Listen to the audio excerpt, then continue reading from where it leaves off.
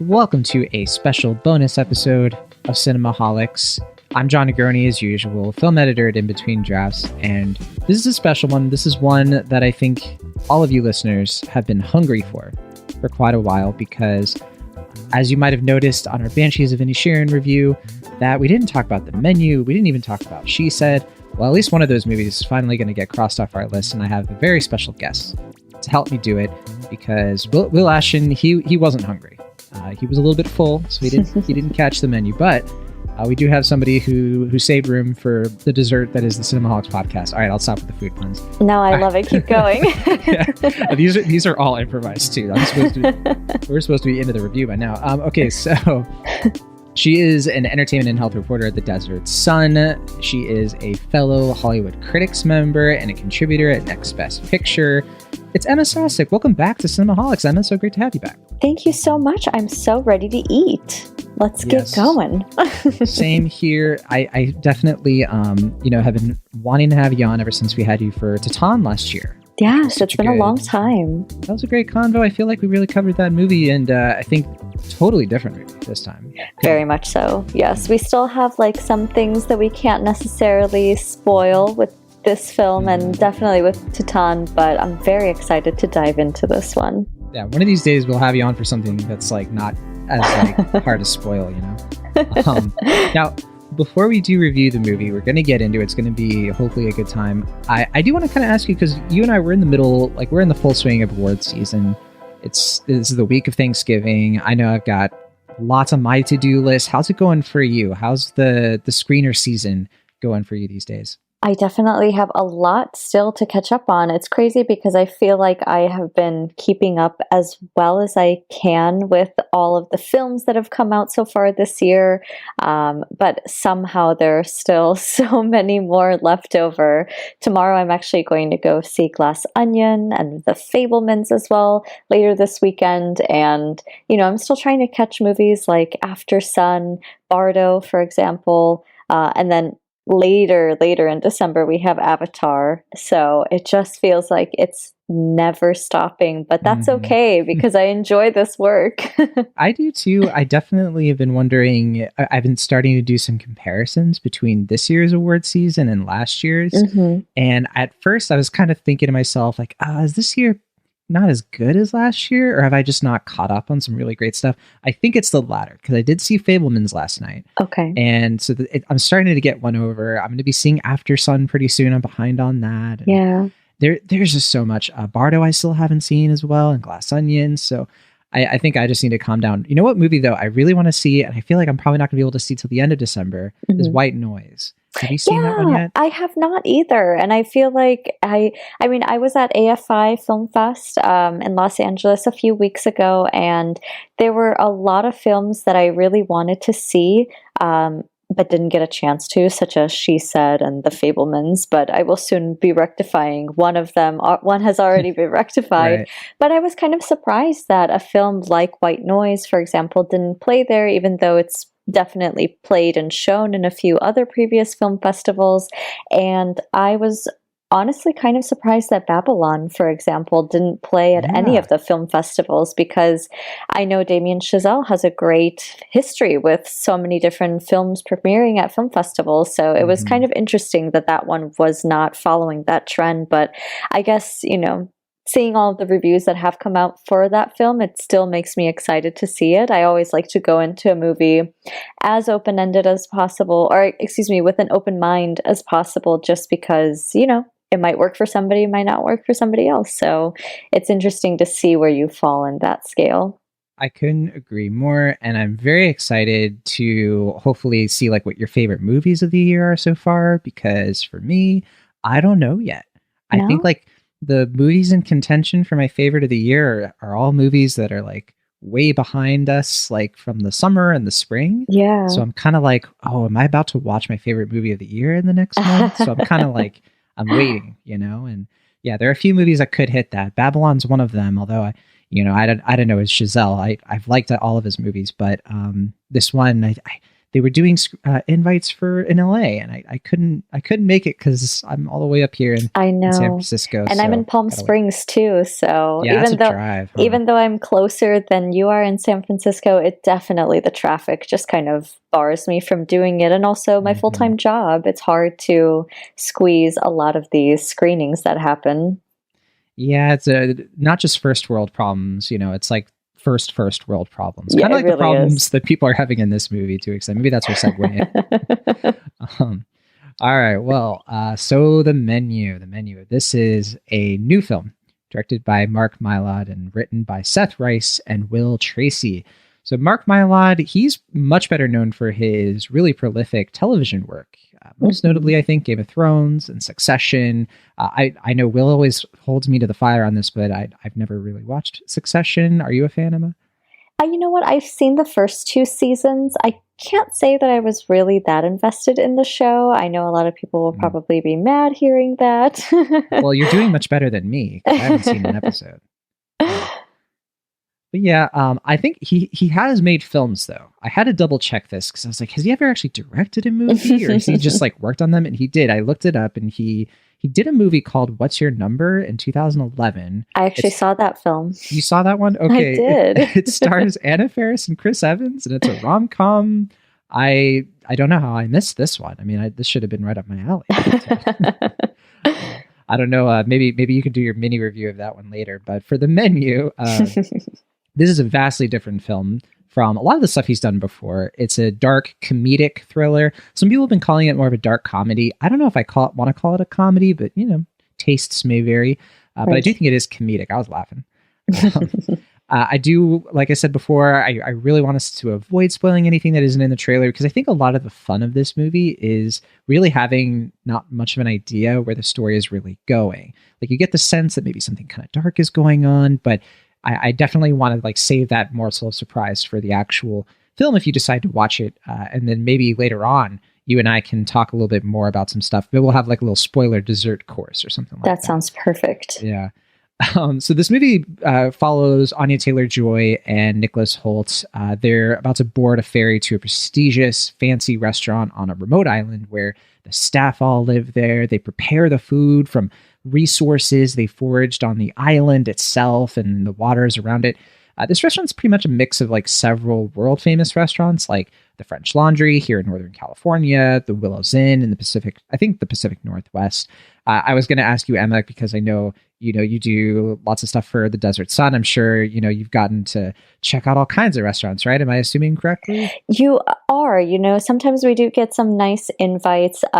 Actually, while I was watching this film, and it's a multi-course menu and that type of restaurant. And I actually, a few months ago, did get to attend one of those here in Palm Springs, and it was an experience. I have never attended something like that before, and honestly, to be invited to that, silly me, I thought, oh, the media, we're just probably gonna get, here's a salad, here's a chicken plate, and here's a ice cream, and you can go, bye-bye. But we were treated. Wow, okay, everything from caviar to Icelandic cod to some filet mignon, and I just kept asking myself, am I in the right spot? Did I accidentally walk into this and just schmooze my way through all of this? Oh, wow. Well, I do have a question along those lines here in a second, but I got to say real quick, the head chef of this restaurant is fictional one, of course. We have Ralph Fiennes, he's kind of channeling his Voldemort character again. Very in a much weird so. Way. He's kind of a stern, but also theatrical celebrity chef who he has maybe some plans for these guests that none of them are expecting. We also have Hong Chow, who plays the restaurant maitre d'. Loved her in Driveways, for example. And because this is such an expensive and exclusive restaurant, there are only a handful of guests. So those guests include a food critic played by Janet McTeer, who I assume, Emma, was, you saw yourself in the character. That's how you were in this restaurant you were just discussing, right? Hopefully. We have John Leguizamo as a washed-up actor. Judith Light, who I was happy to see. I didn't know she was in this, along with Reed Birney as an estranged married couple. Yeah. Several more characters on top of that. It's a really good cast here. Really great ensemble. I agree. Everybody really just played it up and made it so enjoyable. Yes, they're all good ingredients to this meal. Taylor-Joy, though, is our main point of view character because, unlike the rest of them, she's an outsider to this upper class world. She wasn't originally invited or anything; she's kind of filling in as Nicholas Holt's date, and he is more of like a fanboy foodie. He's cultishly obsessed with the head chef, hilariously so, like the rest of the staff at this restaurant. And so, I'm sure we have plenty more to discuss about that. Again, like I do want to talk about things like an ending and things like that, but for now, let's just do like what's an amuse-bouche of this movie. Emma, my first question for you, Yes. in addition, of course, did you like this movie? What did you think of this movie? But also, are you a foodie? You know what? I love to cook. I love to experiment in the kitchen and try something new every so often. So I would say that I am a bit of a foodie. I do follow you on Instagram, and I have seen you post meals on there. And the thing I like about it is you're usually sort of like, yeah, this one didn't work out. Yeah, which I appreciate. I'm just going to be honest. Like sometimes they didn't. I remember I put in so much effort for like an orange chicken dish one time and it just tasted like garbage. And I'm not afraid to say it. But I definitely do love cooking. I love trying new cuisines. Anytime I am, afforded an opportunity to do so, I will take it. And it's one of the many pleasures of life and things that I enjoy. So I went into this film with hungry eyes, hungry stomach, which was a bit of a problem because all of the food did pretty much look very good, except maybe a few courses here or there. If you know, you know. But I did really enjoy this film. I thought it was very witty, very funny, as you mentioned, although it definitely kept me on the edge of my seat because, as the trailer will suggest, some things are not entirely right here. This is not a meal that most people will be expecting. So that was really fun. It was exciting to see how they played it up. And as I mentioned, this is a multi-course meal, and I really enjoyed that they kind of break the story up into courses and chapters, and different little vignettes happen in each one. So yeah. I liked it. It really kept me on my toes for the most part, and a fabulous cast that is led by none other than Anya Taylor-Joy and Ralph Fiennes, who they are very fun to watch kind of go against each other in a different sort of ways here. Yeah, I gotta say, I loved the structure, like you said. Just the way that they split up the chapters it was one of those things where I was like, I'm surprised other movies haven't tried that before. It really works well. And you know what I was thinking while watching like the dynamic between Taylor-Joy and Fiennes in this. So Margot, and the name of the head chef is Julian Slovic. And, you and I were talking off the air about how we had wanted you on to talk about Don't Worry, Darling, but we weren't able to work it out. This is the dynamic that I wanted more of with the Florence Pugh and Chris Pine character, where I was like, oh, this is where that's headed. We're going to have this like really good cat and mouse game. I thought this movie delivered on that a bit better by comparison. I don't know if you would agree on that. I would, just because I feel like they were afforded many more opportunities to actually have more scenes together in this film versus in Don't Worry, Darling, where, there would anytime Florence and Chris were together in a scene, it was so electric, and you can just see it in the eye contact that they're giving each other and just the body language that they're exuding. And so that came much more to life here versus that other movie. Right. There was so much potential for it, and we only got a little bit of it. I was starving after. But, I know. Also similar movie with like the way that steak, like I'll never forget. That was a real cinematic moment. In this movie, I had kind of the same thing. I was definitely feeling hungry while watching it. And, I think like the best part of this movie for me was really that first half where we're just sort of dumped into this location and we're rotating around the cast, getting to know these different characters, getting to know sort of what the stakes are and how everything works. It just flowed so well. I loved getting to know this setting. And I thought, this makes sense that Mark Myle would be good at this kind of like short form storytelling in a way, because he's done so well with it on television with a big ensemble cast, making it feel like making it gel maybe. And yeah, that was my favorite part of the movie. The only thing about the movie that I think for me just wasn't as satisfying was like the last part of it, which I thought I just did. I wasn't as I don't know, wowed by where it was going as much as I felt like the promise of the movie was headed for somewhere a bit more interesting, but I still liked it a lot. Like it ended and I was like, you know what? I definitely, I've been satiated. So Yeah, no, I still felt like it was a satisfying conclusion. I think the way that we got to that conclusion, though, I think if I don't know, it was a little not abrupt, but for a second I was, I guess, just a little confused in terms of how it was happening and why it was happening. And this relates to Anya Taylor-Joy's character once again going up against Ray Fiennes' character. So in a moment, in that moment, I was a little confused, but you know what? I just ran with it. I rolled with it, and then it seemed to work out. So that was nice. And I will never look at s'mores the same way ever again. Yeah, I don't think this movie will ruin s'mores for you, but it will probably reignite your love of hamburgers potentially. I went to Wendy's immediately after watching this and ordered a junior bacon cheeseburger. I can't blame you. My wife and I right after went to a restaurant we really liked that's like right next to this theater in San Francisco.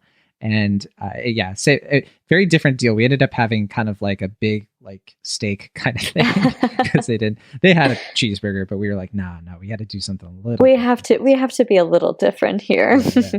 But I want to go back to the comment that you made about how it goes to these different tables and introduces us to all of this interesting cast of characters that we have.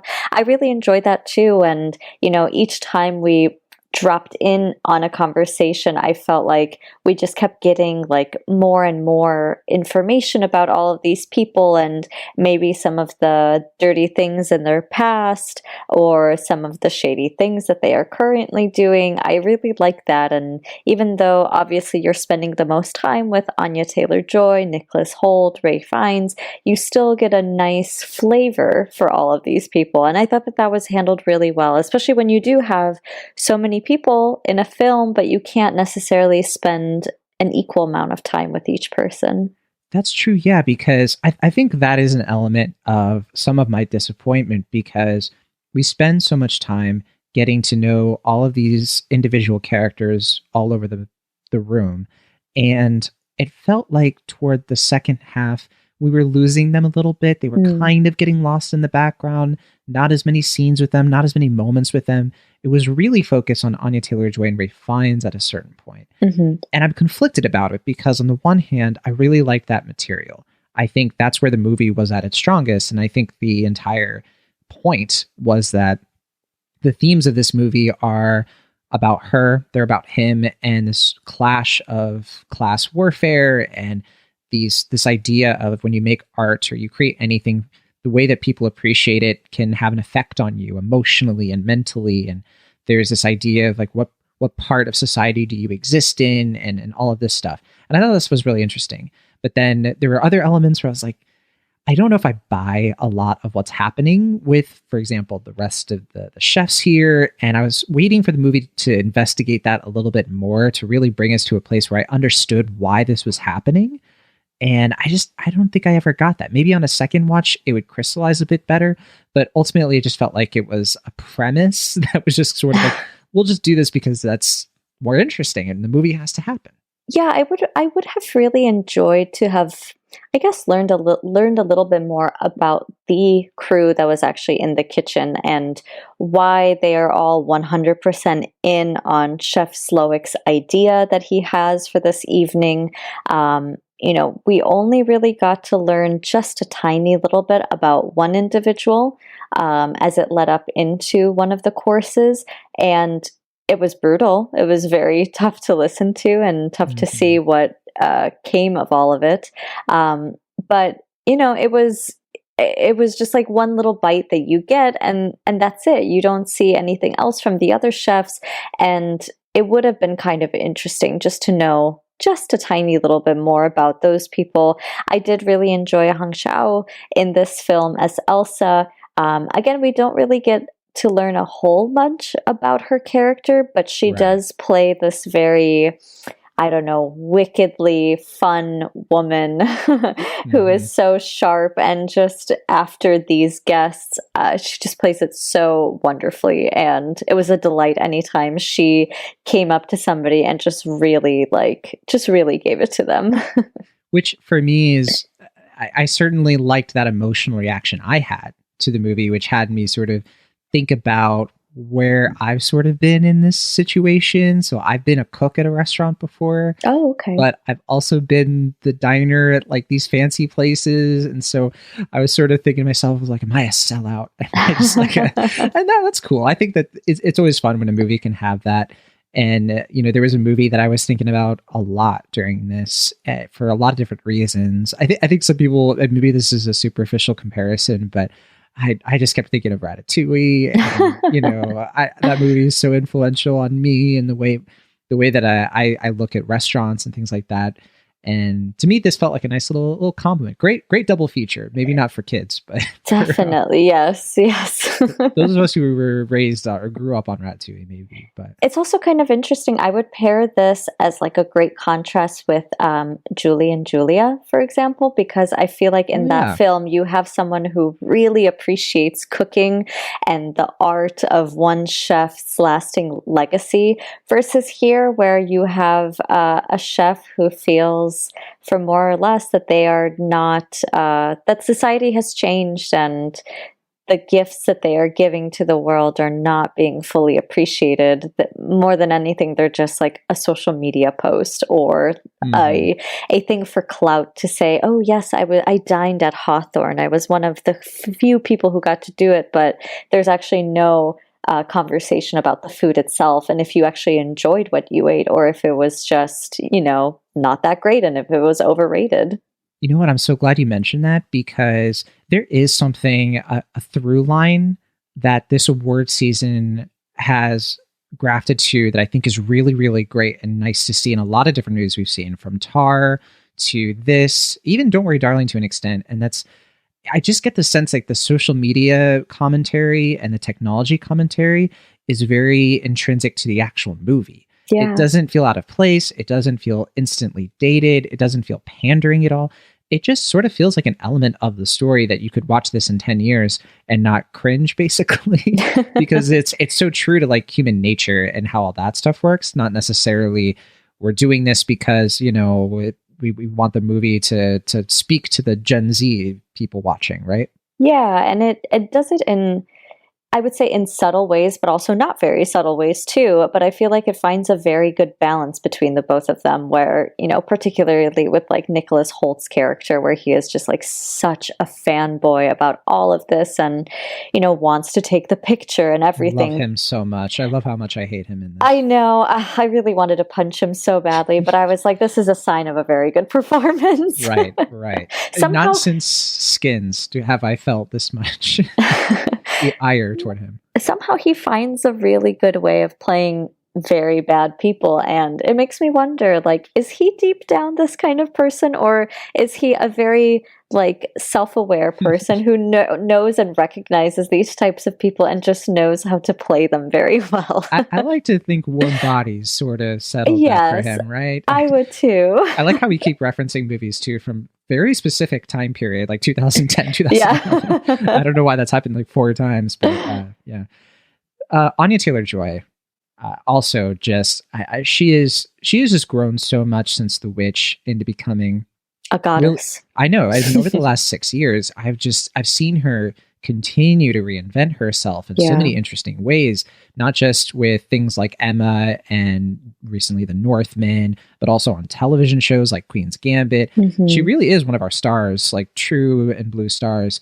And this is just another like, yeah, you're just amazing at acting. Thanks for working. We appreciate it. Yeah. I mean, she has a really, really impressive filmography in recent years. You mentioned The Witch. We've got Split, Thoroughbreds. What else? Emma, Queen's Gambit, obviously. Like, she just keeps doing really, really great things. And I know not a lot of people enjoyed this film, but I thought she was wonderful in Last Night in Soho. and it was just another one of those like great pieces on her. And I am excited for her and whatever else is coming up for her. And I like Furiosa, for example. Yeah. And I think she's gonna get an Oscar one of these days. I think it's inevitable. It is. It has to be. I want to see her and Florence Pugh do some kind of project together, because that is two forces of nature that I just think would be incredible to see. I mean, seeing her, go toe to toe with Ralph Fiennes and not just hold her own, but really match him blow for blow. Yeah. In this movie, like at no point did I feel like either actor was overshadowing the other. And yeah, it truly was a great promise of perhaps things to come in future projects for her. There were other characters in this. I love seeing John Leguizamo just in anything. I think that he doesn't get that much to do in here, but he does get one bit involving a certain movie that I highly appreciated. But, again, though, I do think that toward the second half of the movie, I was waiting for more payoffs with his character, with the food critic character. Lots of them. I don't know. I felt like I was maybe missing something that maybe they took out. Maybe they decided we need to really just hone in on what's working with this movie and leave all of that to bed here. But I don't want to say any more, because then I would probably be giving a little bit too much away. I guess then maybe that's our cue to get into our, the dessert course of this movie. Yes. Put the bib on. Although maybe we should first play. I don't think we had the Rotten Tomatoes game the last time you were on the show, Emma. No, I don't think so. Okay, this is perfect. So I get to spring this on you without you being prepared. So every week, Will and I play something called the Rotten Tomatoes game, where it's very simple. He tries to guess what the Rotten Tomatoes score is. Sometimes he's seen the Rotten Tomatoes score, but it changes, so he kind of has to weigh that, right? I don't know if that's the case with you, unless you looked at it like right before. But yeah, we could maybe see if how good your guessing is, how much you're in tune with the critics. And we look at the Rotten Tomatoes score, the audience score. We also look at the cinema score and the Letterboxd average rating. So are you ready for this? Want to give it a shot? I think so. Okay. I think I saw a few days ago. So I have seen a little bit of the score. And I think I saw at that time that it was like 90% for Rotten Tomatoes. Oh, it's so close, so close. We have 206 reviews counted. And yeah, I think it changed very soon after you must have looked at it, because now it's down to 89. Oof. So close, so darn. Close. Down a little bit. I'm a little disappointed. I think I am too. It's still certified fresh, I think, for good reason. I think this is just such a satisfying movie. I mean, it's just so easy to recommend. It has dark stuff in it that could be triggering for some people, but I think, for most people, it should be very accessible, especially for a Searchlight movie. Yeah, definitely. Okay, audience score. We have 500 plus verified ratings. Audience score is always hard. Kind of have to just do a shot in the dark, but yeah, what do you think? Audience score, maybe like I'm gonna keep it positive. I'm gonna say like 92%. It's actually a lot lower. It's 79. No. What? I don't know what is going on with audiences. I'm very confused, because I feel like it's such a crowd-pleasing kind of movie, but people were laughing in my theater. I mean, I watched it on Friday night, and people were really eating it up.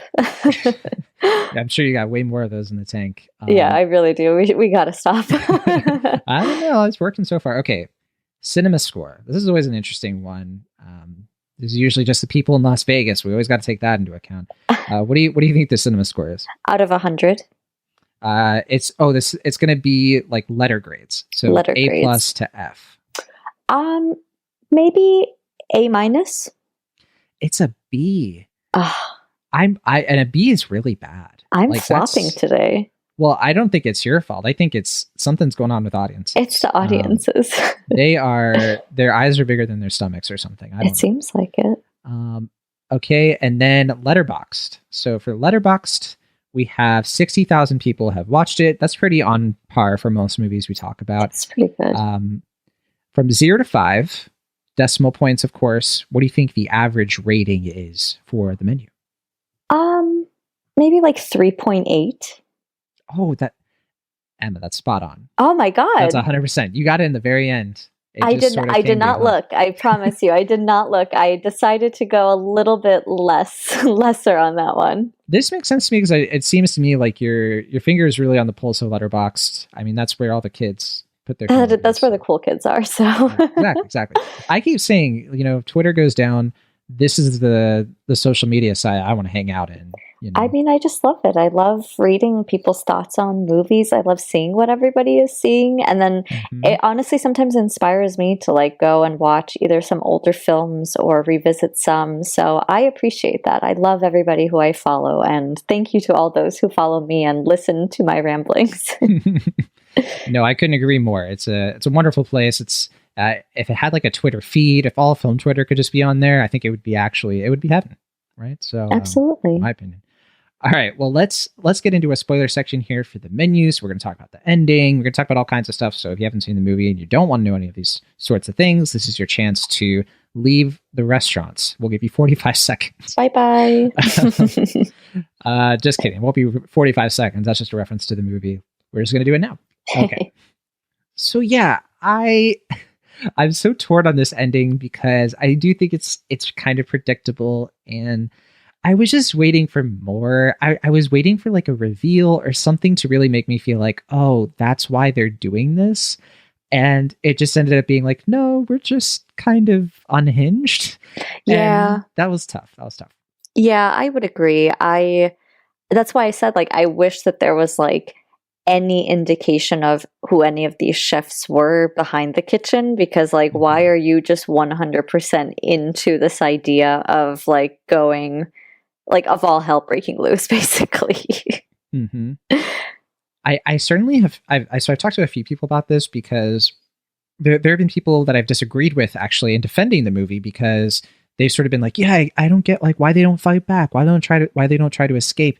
And I actually thought the movie did a really good job of setting that up. Yeah. Why? And watching somebody have their hand cut off. Yeah. And we're dealing with people who are very selfish, who are very self-serving, who probably don't want to rely on anyone else. So yeah, it actually did I think the movie made like a good bit of effort to explain why they would just sort of like be reluctant to their fate, honestly. Yeah. And the only person who seems to really be trying is Margot. Yeah. And I mean, and we definitely did see her try, and it didn't work out, unfortunately, but kind of seems she was the only one. I mean, we did see some people trying to like break through the glass or run away and stuff. And you just cannot be the chefs will just outsmart you time and time again.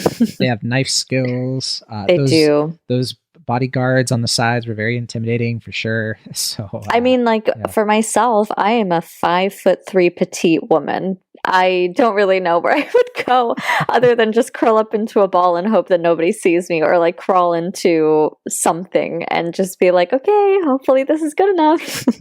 Right. I honestly don't know what I would have done in that situation, because I don't think I would have probably looked around and been like, oh, these people are going to just mess this all up if I tried. So I don't know if I can. I probably would have tried to at least, and now I'm speculating weird things, but like, I probably would have tried at least something on the head chef, like take him hostage or something. I don't know. I feel like maybe something like that would have made some sense, but no, we just kind of, they're too afraid to get their hands cut off, which I get. Yeah. And then when we do kind of see what direction Margot takes it in, which can we say eventually it does kind of lead to a happier ending for her. At first I was a little confused by it, because I did see the whole newspaper article that she was looking at. I don't know. At first I was just kind of confused, and I guess later on I was like, oh, okay, he's finally getting somebody who will actually comment on the food, whether it's good or bad, and that's what he's wanted this entire time.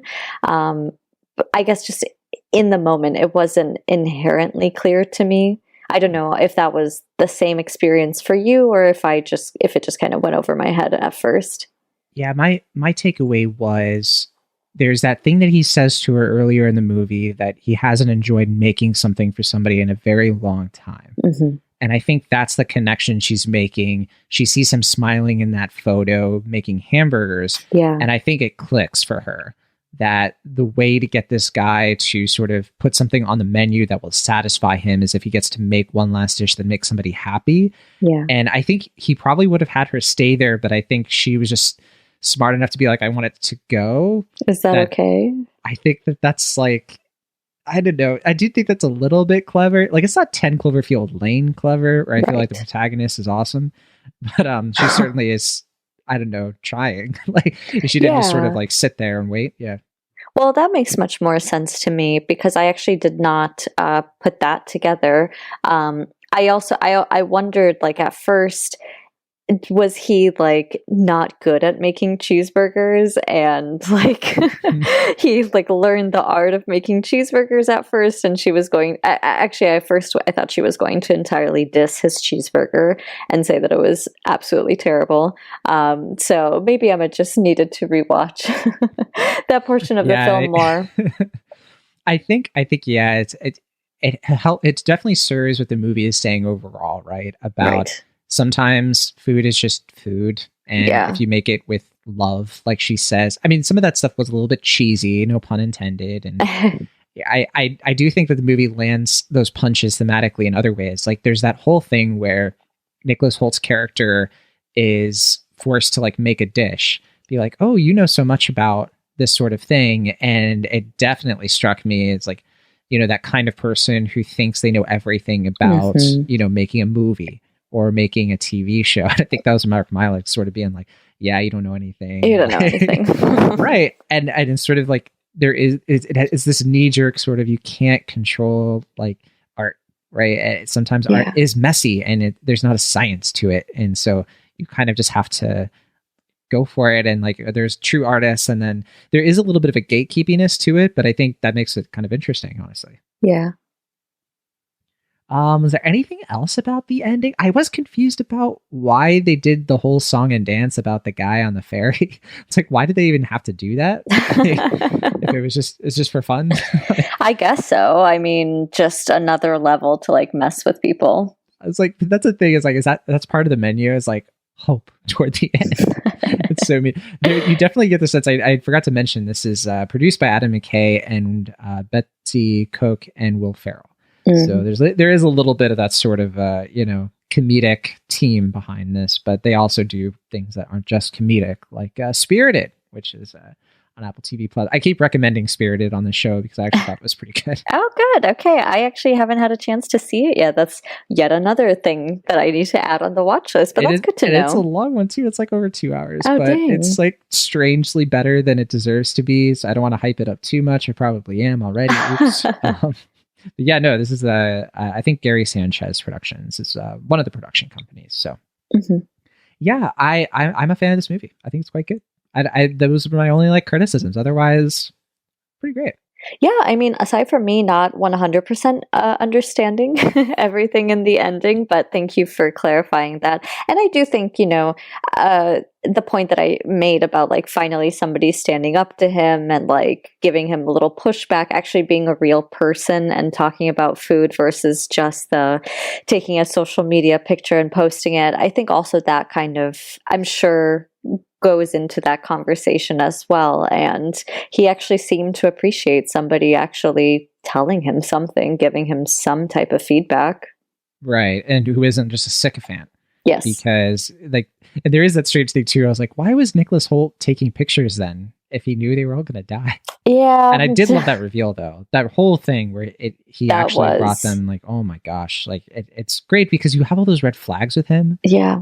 And it's like, what is wrong with this guy? And then that comes together really well. Yeah, that reveal, and then I guess Anya's reveal too, in terms of like she doesn't even know that guy. Right. It was just, she's part of the service industry herself. So the film does a very good job in terms of like just slowly revealing details. And I really do enjoy movies like that where you're just basically like, oh my God, they did like leave us a few crumbs here and there to better understand this, but it all comes Right. together right now. Couldn't agree more. So that is the menu. It is now playing in theaters. Definitely a good Thanksgiving movie. Probably not for the kids, but it's a good movie. And it's tight, just 106 minutes. Very good, very breezy watch when it's all said and done. It's a $30 million budget, and it's doing okay at the box office, 16.2 million as of this recording. So it should essentially break even, I think, if it keeps on. Although it is a very crowded movie environment at the moment. Lots of stuff It coming is. out. So It is. yeah. But it's perfect for Thanksgiving, I think. And I think do. it is it is one of those movies that really does appeal to lots of different people, because there are a lot of people who will enjoy the sort of like, taking the piss out of, people who like fancy restaurants, foodies and all that, but also the foodies themselves who are not afraid to have a little bit of fun with that whole world. So exactly. If you enjoy deliciously diabolical feasts, then you will love this one. All right, Emma, before we go, is there anything you'd like to plug this week that you've been working on? People can check out some of your work.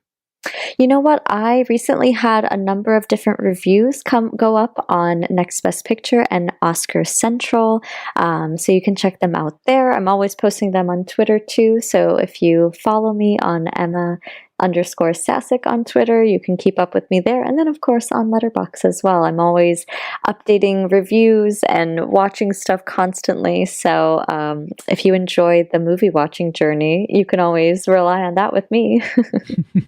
Sounds perfect. And we'll, of course, link to your Twitter as well in the show notes, so listeners can go check out everything you're working on. We'll be back, of course, for our main episode coming up soon, our 300th episode. It's going to be a good one. We don't even know for sure what's going to happen, so stay tuned for that.